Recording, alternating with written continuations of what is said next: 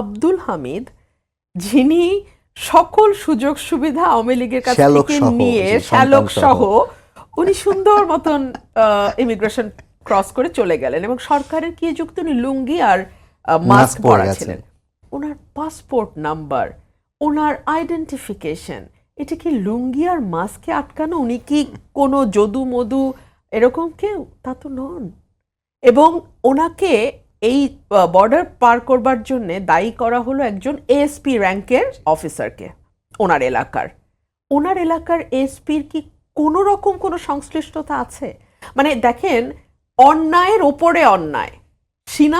সিনা চুরির সাথে আবার, মানে চুরি তো চুরি, আবার সিনা চুরি।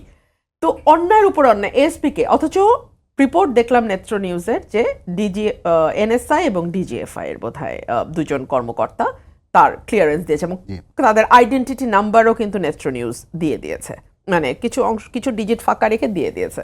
সো যেই খবরটা একজন গণমাধ্যম কর্মীর কাছে চলে গেল, ইনভেস্টিগেটিভ জার্নালিজম যারা করে তাদের কাছে গেল, এই খবরটা কি সরকারের কাছে নাই? আছে।